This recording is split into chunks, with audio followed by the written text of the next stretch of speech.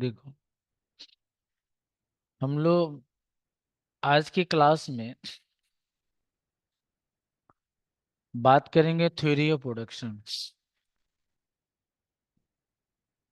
Normally production का मतलब हम लोग यही समझते हैं कि कोई गुड्स बनाना किसी तरह का कोई न्यू फॉर्म, मतलब कोई कोई किसी का कोई एक स्टेज है, उसको दूसरे स्टेज में कन्वर्ट कर देना। अगर मेरे पास क्लोथ है तो उसको शर्ट बना देना। मतलब किसी भी फिजिकल गुड्स के एक स्टेज को दूसरे स्टेज में कन्वर्ट करना, नॉर्मल लैंग्वेज में हम लोग यही समझते हैं कि इसको हम लोग प्रोडक्शन बोलते हैं। कभी कभी रास्ता से जाते रहते हैं और कोई फैक्ट्री दिखता है तो हमको समझ में आ जाता है कि यहाँ कोई प्रोडक्शन होता होगा। तो प्रोडक्शन के बारे में हम लोग के पास पहले से आइडिया है। ऐसा नहीं कि प्रोडक्शन जो वर्ड है हम लोग फर्स्ट टाइम ऐसा सुन रहे हैं। पहले से हम लोग को प्रोडक्शन के बारे में आइडिया है। लेकिन जब हम लोग बात करते हैं इकोनॉमिक्स में प्रोडक्शन का, तो दो तरह का कंसेप्ट हम लोग के सामने आता है। प्रोडक्शन का डेफिनेशन को समझाने के लिए, प्रोडक्शन के डेफिनेशन को बताने के लिए हमारे पूरे इकोनॉमिक्स में दो तरह का कंसेप्ट सामने आता है। एक क्लासिकल कंसेप्ट और एक मॉडर्न कंसेप्ट। जो क्लासिकल कंसेप्ट है वो हमारा अल्फ्रेड मार्शल का है। इसमें जो सबसे क्लासिकल कंसेप्ट के जो सबसे मेन जो थे वो अल्फ्रेड मार्शल। और मॉडर्न इकोनॉमिक्स में जो जिनको हम सबसे मेन मानते हैं वो हिक्स एंड एलन। ये हमारे इकोनॉमिस्ट हैं, इकोनॉमिस्ट के विद्वान हैं। तो जो भी है, प्रोडक्शन का डेफिनेशन देने के लिए हमारा दो तरह का कंसेप्ट सामने आया। पहला कंसेप्ट को हम लोग बोलते हैं क्लासिकल कंसेप्ट और दूसरे कंसेप्ट को हम लोग बोलते हैं मॉडर्न कंसेप्ट। तो क्लासिकल कंसेप्ट का डेफिनेशन में क्या बोला गया है और मॉडर्न कंसेप्ट के डेफिनेशन में क्या बोला गया है। अगर आपसे कोई बोले कि अकॉर्डिंग टू क्लासिकल कंसेप्ट आप प्रोडक्शन का डेफिनेशन दो, प्रोडक्शन का डेफिनेशन बताओ, तो बहुत ही सिंपल लैंग्वेज में बोलेंगे creation of physical goods, creation of physical goods is called production. Creation, create करना। जैसे हम आपको बोले कि मेरे पास शर्ट है, हम उसको मतलब कुछ क्लोथ है और उसको शर्ट बना दिए। तो क्रिएशन क्या किए, शर्ट को मतलब जो क्लोथ था उसको शर्ट में कन्वर्ट कर दिए। क्लोथ कॉमोडिटी है और जब उस क्लोथ को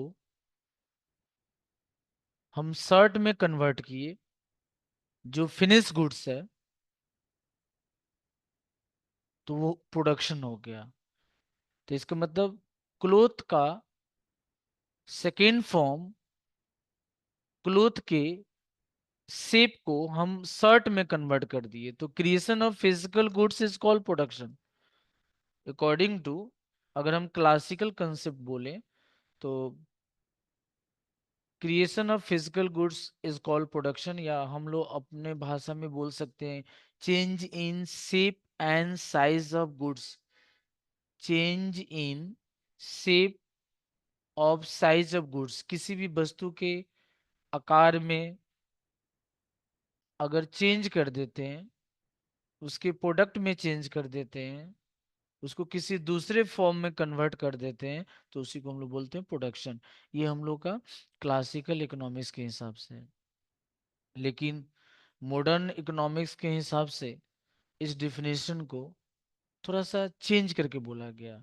क्लासिकल कंसेप्ट का जब डिफिनेशन सामने आया तो मॉडर्न कंसेप्ट में जो लोग थे, जिन लोगों ने मॉडर्न कंसेप्ट के हिसाब से डिफिनेशन दिया, उन लोगों ने बोला कि नहीं भाई, हम क्लासिकल कंसेप्ट के डिफिनेशन को मानेंगे, क्लासिकल कंसेप्ट का डिफिनेशन सही है।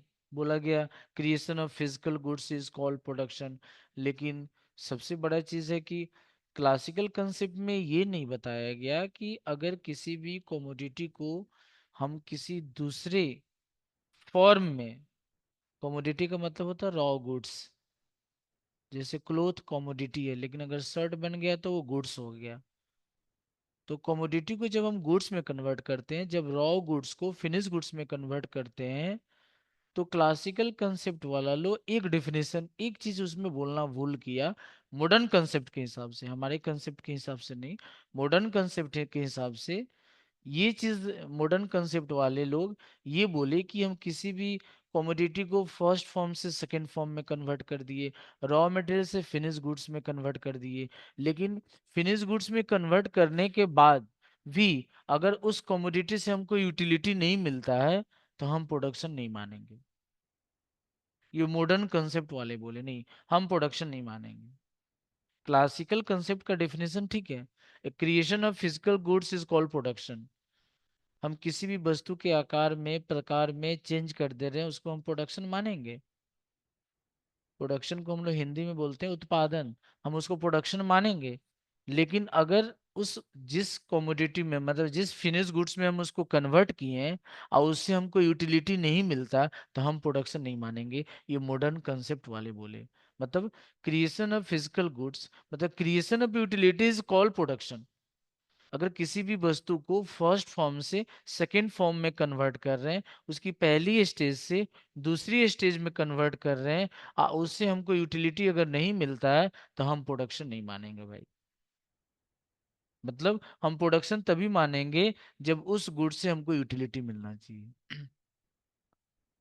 हम किसी भी गुड्स को किसी दूसरे फॉर्म में, किसी दूसरे शेप में, किसी दूसरे उसके फॉर्म में, उसके दूसरे रूप में हम कन्वर्ट किए, और दूसरा रूप कन्वर्ट करने के बाद भी उस स्टेज से हमको यूटिलिटी नहीं मिल रहा है, तो हम प्रोडक्शन नहीं मानेंगे।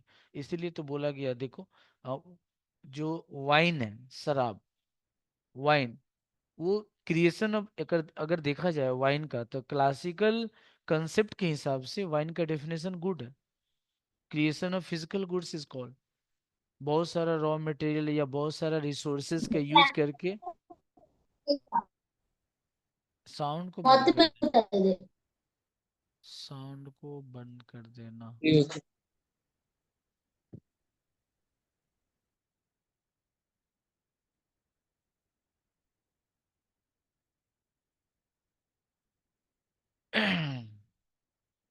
हम क्या बोले, वाइन, WINE, वाइन, जिसको हम लोग शराब बोलते हैं। क्रिएशन मतलब क्लासिकल इकोनॉमिक्स के हिसाब से वाइन को प्रोडक्शन माना गया। Creation of physical goods is called production. बहुत सारे रिसोर्सेज का आप यूज करके आप वाइन बना दिए, लेकिन सबके लिए तो यूटिलिटी नहीं है।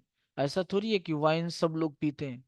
जो पी रहे हैं उनके लिए प्रोडक्शन है, लेकिन बहुत सारे ऐसे लोग हैं जिनके लिए वो प्रोडक्शन नहीं है।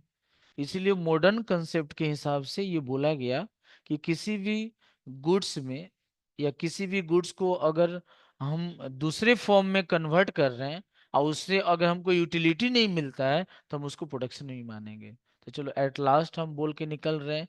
अगर तुमको कोई बोलेगा what is production according to classical economics, तो हम बोलेंगे creation of physical goods is called production.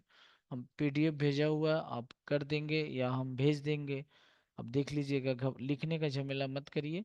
अब वहां से देख लीजिएगा। और अगर अकॉर्डिंग टू मॉडर्न इकोनॉमिक्स अगर बोला जाएगा व्हाट इज प्रोडक्शन, तो हम बोलेंगे creation of physical goods is called, creation of utilities called production. तो आगे बढ़ते हैं। हम अगर प्रोडक्शन करते हैं तो किन किन एलिमेंट का हेल्प लेते हैं, जैसे आप मान लो हम सुबह क्लास करने गए थे, और उस क्लास क्लास वहाँ पे जो हम क्लास ले रहे थे, it is one types of example of production. Services of doctor, services of lawyer, services of teacher, services of engineer, services of professional person is also called production according to modern economics। According to modern economics के हिसाब से, जिसमें बताया गया creation of utilities called production. तो एक teacher आपको जो सर्विस देता, वो भी प्रोडक्शन होता है। सुबह जब हम बैरकपुर में जो हम क्लास ले रहे थे, अब बताओ, उस क्लास को लेने के लिए हमको क्या जरूरत पड़ा? उस क्लास को लेने के लिए एक जगह का जरूरत पड़ा, जिसको हम लोग बोलते हैं लैंड। उस क्लास को लेने के लिए एक टीचर का जरूरत पड़ा, जिसको हम लोग बोलते हैं लेबर, जो हम खुद थे। और उस क्लास को लेने के लिए कैपिटल का जरूरत पड़ा, जो वहाँ क्लास को लेने के लिए हमको कोई कैपिटल, ऐसा थोड़ी है कि हम कोई जगह परचेज किए या कोई हम जगह इन्वेस्ट करके वहाँ पर लिए हैं, इस तरह का भी नहीं है। और चौथा होता है कि हम जहाँ पढ़ा रहे हैं उस ऑर्गेनाइजेशन का कुछ नाम होना चाहिए, जो भी नाम भी नहीं है। तो इसका मतलब हम जो क्लास सुबह जो क्लास लिए, उसके लिए दो चीज वहां था, एक वो जगह और दूसरा हम। तो किसी भी गुड्स को बनाने के लिए कुछ फैक्टर का जरूरत पड़ता है, किसी एलिमेंट का जरूरत पड़ता है, जिसमें there are four factor of production. चार हमारा फैक्टर ऑफ प्रोडक्शन है: लैंड, लेबर, कैपिटल, ऑर्गेनाइजेशन। तो what is factor of production? अगर क्वेश्चन आता है कि फैक्टर ऑफ प्रोडक्शन क्या होता है, तो हम बोलेंगे किसी भी गुड्स को जब हम प्रोड्यूस करते हैं, और उस गुड्स को प्रोड्यूस करने के लिए, उस गुड्स को मैंने प्रोड्यूस करने के लिए हम जिसका हेल्प लेते हैं, the factor which helps to produce goods and services, the factor which help to produce goods and services. किसी भी गुड्स को प्रोड्यूस करने के लिए हम जिसका हेल्प लेते हैं, उसी को हम लोग बोलते हैं factor of production. So how many types of factor of production? There are four types of factor of production: land, labor, capital, and organization. According to modern concept, according to modern concept, factor of production is also called inputs. INPUTS. According to modern concept, factor of production is also called inputs. तो जो land है वो inputs है, जो labour है inputs है, जो capital है इनपुट्स है, जो ऑर्गेनाइजेशन है वो इनपुट्स है। अब अगर थोड़ा सा हम लोग आगे बढ़े, तो एक क्वेश्चन आता है: discuss the relation between total product, average product and marginal product. ये एक क्वेश्चन आता है। आपका पहला क्वेश्चन आप अपने खाता में लिख सकते हैं। Question: what is production? ये पहला क्वेश्चन था।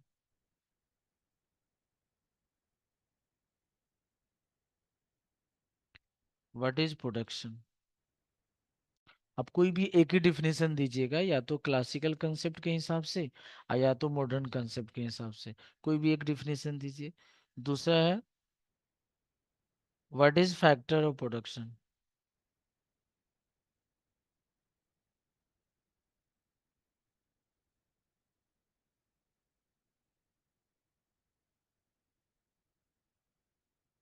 या इसको हम लोग बोल सकते हैं डिफाइन इनपुट।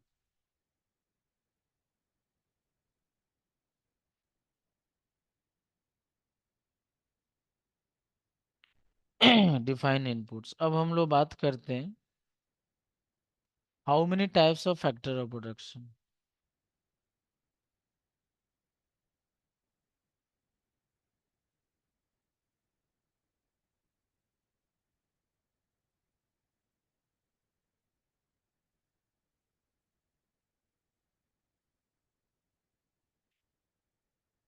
और अब नेक्स्ट क्वेश्चन की तरफ हम बढ़ रहे हैं।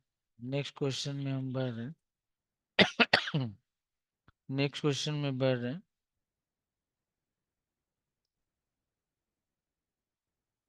Discuss the discuss the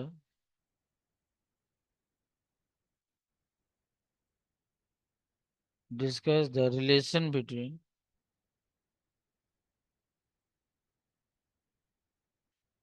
the total product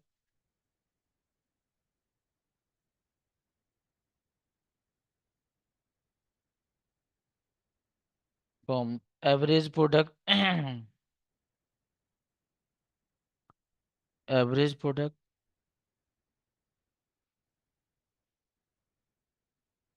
and marginal product.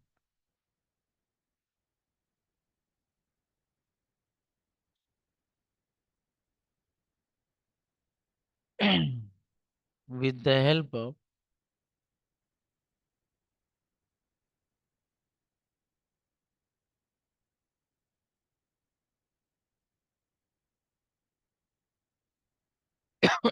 with the help of example।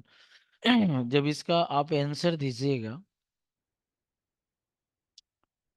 जब इसका आप आंसर दीजिएगा तो पहले आपको बताना होगा टोटल प्रोडक्ट क्या होता है। फिर आपको बताना होगा एवरेज प्रोडक्ट क्या होता है। फिर आपको बताना होगा मार्जिनल प्रोडक्ट क्या होता है।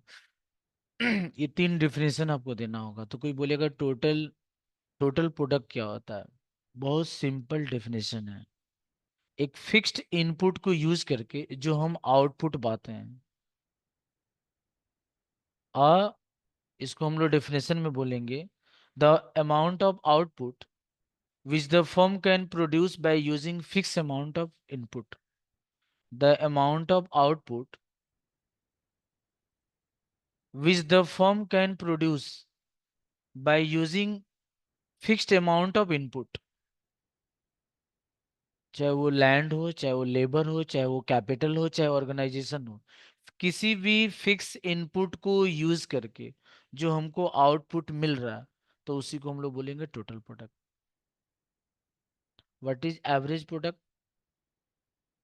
एक इनपुट को यूज करके जो मेरे को आउटपुट मिल रहा है, उसको हम लोग बोलेंगे total product, average product. By employing one input we get output is called average product. एक इनपुट को यूज करके जो हम आउटपुट रियलाइज कर रहे हैं, उसी को हम लोग बोलेंगे एवरेज प्रोडक्ट। और what is marginal product? Change in one additional of input, या ऐसे बोल सकते हो change in output due to change in one additional of input. एक इनपुट को चेंज करके हम पहले 10 लेबर से काम करते थे, अब हम 11 लेबर लगाए। पहले 15 लेबर से काम करते थे, अब हम 20 लेबर लगाए। मतलब पहले जितना इनपुट का हम यूज करते थे, उससे हम इनपुट को बढ़ा रहे हैं। क्यों? क्योंकि हमारा प्रोडक्शन बढ़े। तो change in output due to change in one additional unit of input is called marginal product। ये तीनों डेफिनेशन देने के बाद अब आपको हेडिंग देना होगा the relation between total product, average product and marginal product. और हम आपको एक टेबल दे रहे हैं, अब वो टेबल आप उतारिएगा। ठीक है, ये टेबल दे रहे हैं। पहले हम लिख रहे हैं अमाउंट ऑफ वेरिएबल, मतलब यहाँ हेडिंग दे देंगे relation between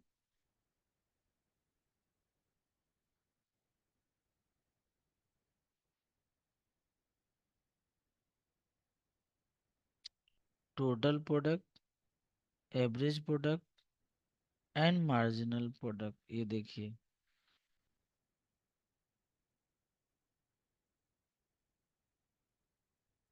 amount of variable inputs,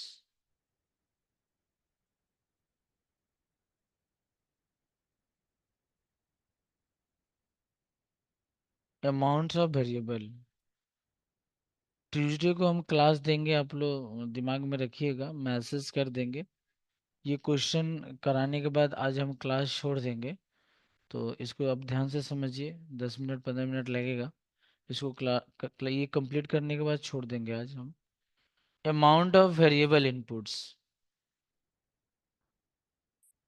variable input का मतलब होता है जिस इनपुट को हम चेंज कर रहे हैं। वेरिएबल का मतलब होता है चेंज। इनपुट का मतलब may be land, may be labour, may be capital, may be organisation. कोई एक इनपुट है जिसको हम चेंज कर रहे हैं। सारे इनपुट को तो हम चेंज नहीं कर सकते हैं। हमको अपने इनपुट को कांस्टेंट रखना होगा, किसी एक इनपुट को ही हम चेंज करेंगे। तो अमाउंट ऑफ वेरिएबल इनपुट, उसके बाद हम लिख रहे हैं टोटल प्रोडक्ट।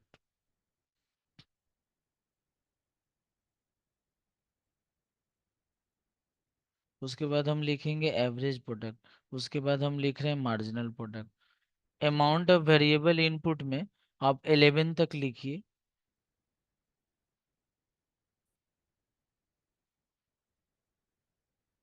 टोटल प्रोडक्ट ये हम अपने से लिख रहे हैं, आपको याद करना पड़ेगा, अपने दिमाग में रखना होगा। 100, 260, 420, 560, 700, 780, 840, 880, 900, 900 और 880। ये देखो ये आपको दिमाग में रखना होगा। ये टोटल प्रोडक्ट, टोटल प्रोडक्ट एक एक करके हम लिख दिए। अब बाकी वाला आप खुद निकाल सकती हो। एवरेज प्रोडक्ट, एवरेज प्रोडक्ट का मतलब होता है टोटल प्रोडक्ट डिवाइडेड बाई, हम आपको क्या बोले थे एवरेज प्रोडक्ट का definition, by employing 1 unit. Total product realise by employing 1 input is called average product. एक इनपुट को यूज करके जो मेरे को आउटपुट मिलता है, जो प्रोडक्शन मिलता है, उसी को बोलते हैं एवरेज प्रोडक्ट। इसका मतलब टोटल प्रोडक्ट को हम इनपुट से डिवाइड कर देंगे। ये देखिए आपके सामने ही कर रहे हैं, ये मेरा टोटल प्रोडक्ट है, इनपुट मेरा 1 है, डिवाइड कर दे रहे हैं तो देखिए 100 ही आएगा। ये देखिए 260 मेरा इनपुट है 2, तो ये 130 आएगा। फिर ये देखिए 420 डिवाइडेड बाई 3, ये मेरा 140 आया। फिर 560 डिवाइडेड बाई 4, तो ये मेरा 140 आया। फिर 700 डिवाइडेड बाई 5, तो ये मेरा 140 आया। फिर 780 डिवाइडेड बाई 6, तो ये 130 आया। फिर 840 डिवाइडेड बाई 7, तो ये देखो 120 आया। फिर 880 डिवाइडेड बाई 8, तो ये 110 आया। 900 डिवाइडेड बाई 9, तो ये 100 आया। फिर ये देखो 900 डिवाइडेड बाई 10, तो ये हम लोग का 90 आएगा। 880 डिवाइडेड बाई 11, तो ये देखो हम लोग का 80 आया। मार्जिनल प्रोडक्ट कैसे निकलेगा? आपका पहला टोटल प्रोडक्ट कितना था? 100। आपका पहला टोटल प्रोडक्ट 100 है तो मार्जिनल प्रोडक्ट भी 100 है। दूसरा से देखिए चेंज होगा, जब तक आप इनपुट को इंक्रीज नहीं करिएगा तो आउटपुट में चेंज कहाँ से दिखाई देगा? तो आपका पहला इनपुट 1 था, वहां थोड़ी मार्जिनल प्रोडक्ट लगेगा।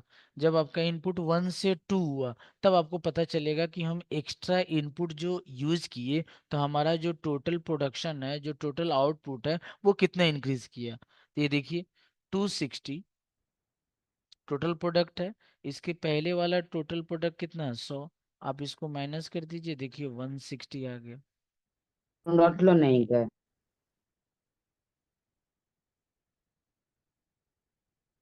थर्ड में देखो 420 माइनस 260, इसको अब माइनस कर दो तो देखो 160। फिर 560 और माइनस 420, इसको माइनस करो तो 140। फिर उसके बाद देखो 700 माइनस 560, तो ये हम लोग का माइनस करके देखो कितना आएगा, 140। पहला 1 2 1 2 3 4 5, नेक्स्ट 780 माइनस 700, तो ये आ गया 80। उसके बाद 840 माइनस 780, ये माइनस करेंगे तो 60। फिर 880 माइनस 840, तो ये आएगा 40। फिर 900 माइनस 880, तो ये देखो आएगा मेरा 20। फिर 900 माइनस 900 इक्वल्स टू 0। फिर 880 माइनस 900, तो ये -20 आया देखो, -20। ये देखो रिलेशन, मतलब टोटल प्रोडक्ट हम लोग का जो दिया हुआ, वो हाँ, टोटल प्रोडक्ट जो सक्सीडिंग नंबर है उसको हम प्रीसीडिंग नंबर से माइनस कर रहे हैं, तो हमारा मार्जिनल प्रोडक्ट आ जाएगा।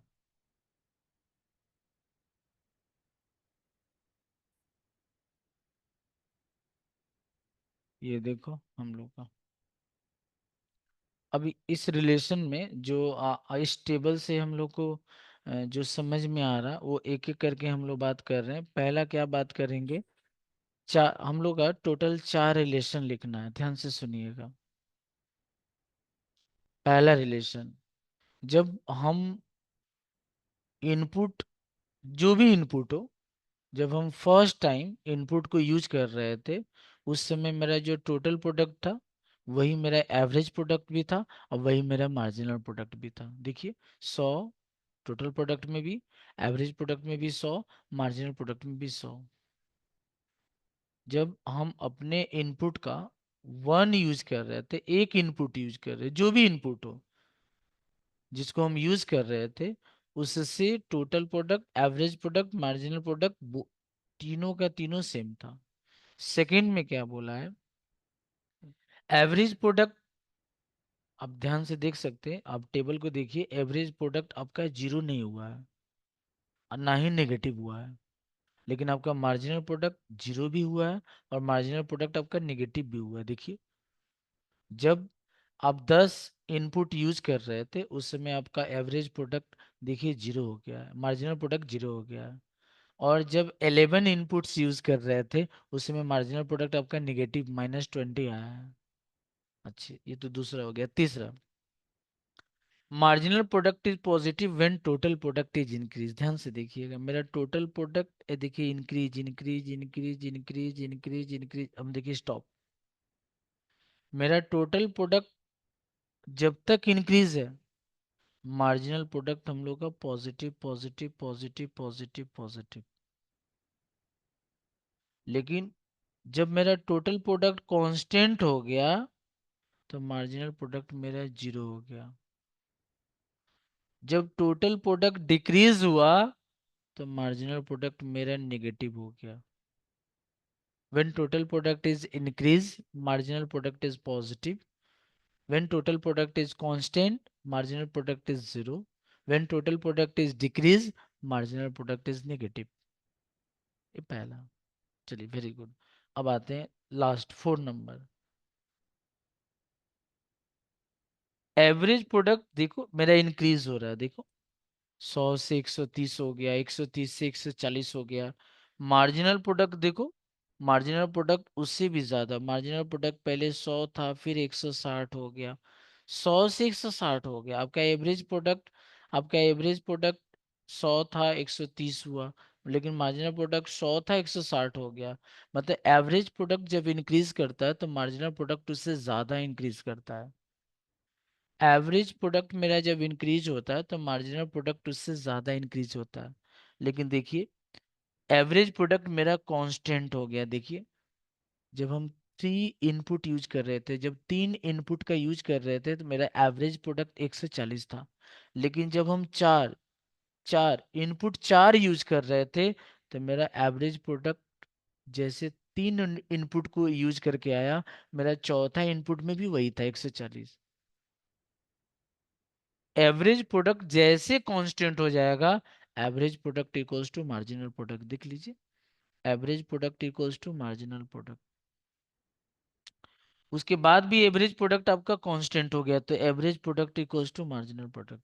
फिर से बोल रहे हैं, when average product increase, marginal product is greater than average product. When average product constant, marginal product also equals to average product। when average product fall, marginal product is more than average product। अगर average product आपका fall करता है तो marginal product उससे ज़्यादा fall करता है। ये देखिए 140 से 130, 130 से 120, लेकिन ये देखिए 140 से 180, 180 से 140 से 80, 80 से 60, इसका फॉल ज़्यादा तेज से हो रहा है, जबकि एवरेज प्रोडक्ट का फॉल स्लो स्लो हो रहा है, कम कम। तो when average product increase, marginal product is more than average product। when average product is constant, the average product equals to marginal product। when average product fall, marginal product more than average product fall। तो ये question है, आप इतना दिमाग में रखिए। आज इतना ही छोड़ दीजिए, बहुत आज